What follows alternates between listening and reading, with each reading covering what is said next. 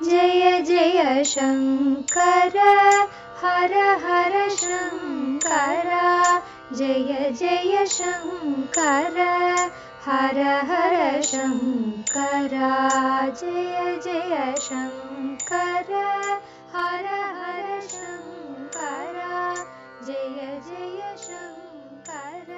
பக்தி தெய்வத்தின் குரல் 4ஆம் பாகம். வண்டு ஸ்தோத்திரம்.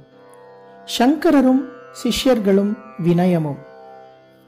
நம் பகவத் பாதாளை பற்றி அவருடைய சிஷ்யரான பத்மபாதாச்சாரியால் ஒரு ஸ்லோகம் பண்ணியிருக்கிறார். யத் வக்ர மானச சரஹ என்று ஆரம்பிக்கும்.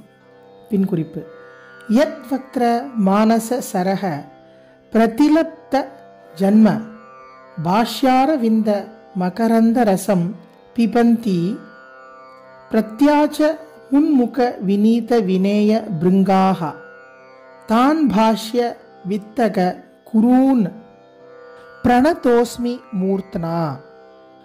அதன் முழு அர்த்தம் இங்கே நான் சொல்லவில்லை. அதிலே வினீத வினேய பிருங்காஹா என்று வருகிறது தான் நம் விஷயத்துக்கு சம்பந்தப்பட்டது. ஆதிசங்கர பகவத் பாதாளுடைய மனஸ் எப்படி இருக்கிறது? இதை அந்த ஸ்லோகத்தில் அவர் கூடவே வசித்த பத்மபாதாச்சாரியால் சொல்கிறார். கரை காணாத விசாலமான ஒரே தெளிவாக ஜில் என்று இருக்கிறதாம். மானச சரஸ், மானச சரோவர் என்றெல்லாம் சொல்கிறார்களே, ஹிமாச்சலத்தில் இருக்கிற பரம நிர்மலமான விஸ்தாரமான ஏரியை அந்த மானச சரசாக இருக்கிறதாம் ஆச்சாரியாலின் மனஸ். மனஸ் நம் கண்ணுக்கு தெரியாது, முகம்தான் தெரியும். முகம்தான் மனசுக்கு கண்ணாடி. Face is the index of the mind என்கிறார்கள். நாம் வேண்டுமானால் மனசில் இருப்பதை முகத்தில் காட்டாமல் வேஷம் போடலாம். ஆச்சாரியால் மாதிரியான மகா புருஷர்களுக்கு அகத்தின் அழகு முகத்தில் தெரியும். ஆகையால் ஸ்ரீ சங்கர பகவத் பாதாளின் முகமும் அவர் மனஸ் மாதிரியே நிர்மலமாக விஸ்தாரமாக மானச சரோவரம் போலவே இருக்கிறது. ஒரு தடாகம் என்றால் அதில் தாமரை பூ இருக்க வேண்டுமே.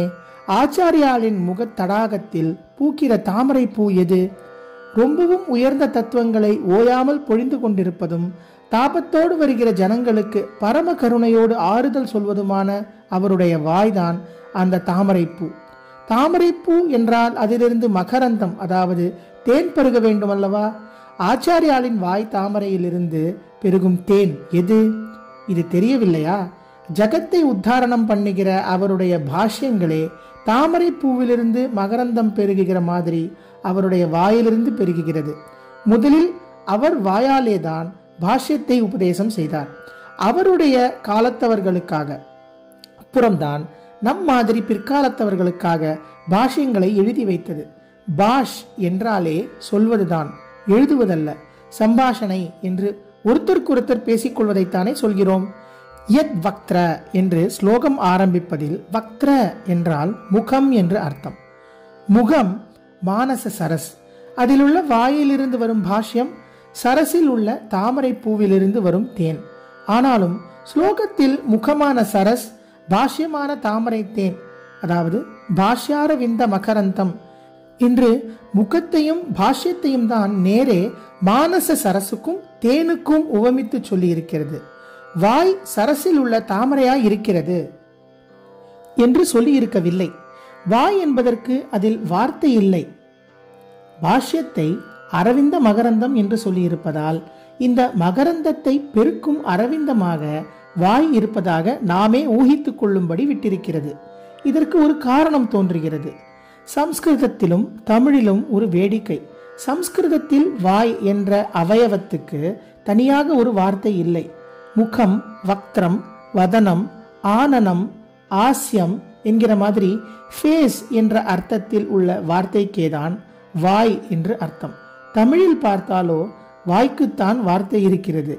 முகம் என்பதற்கு ஃபேஸ் தமிழ் வார்த்தை இல்லை. முகம் என்பது சம்ஸ்கிருத வார்த்தை.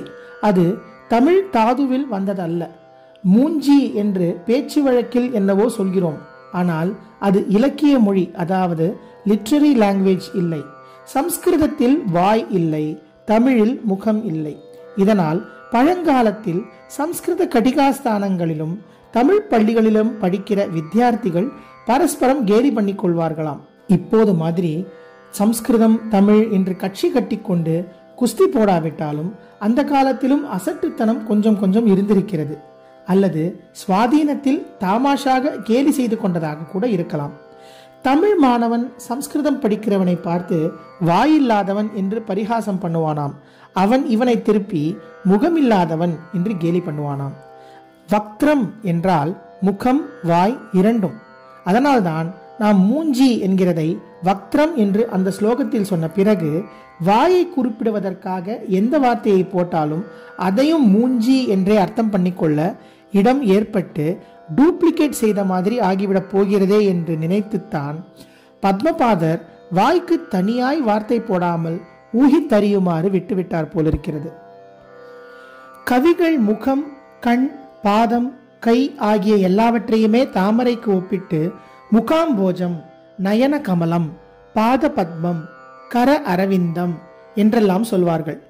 தம் பெயரிலேயே ஒரு பத்மத்தை வைத்துக் கொண்டிருக்கிற பத்மபாதாச்சாரியாலோ இங்கே ஆச்சாரியாலின் முகத்தை தாமரை என்று சொல்லாமல் மானச சரஸ் என்று சொல்லி அவர் உபதேசிக்கிற பாஷ்யத்தை தாமரையின் தேன் என்கிறார்.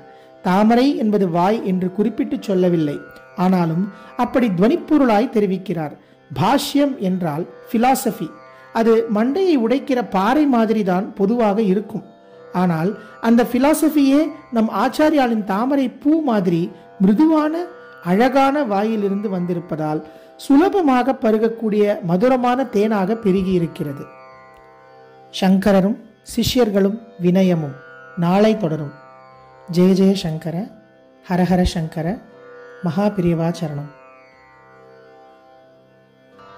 जय जय शंकर हर हर शंकर, जय जय शंकर हर हर शंकर, जय जय शंकर.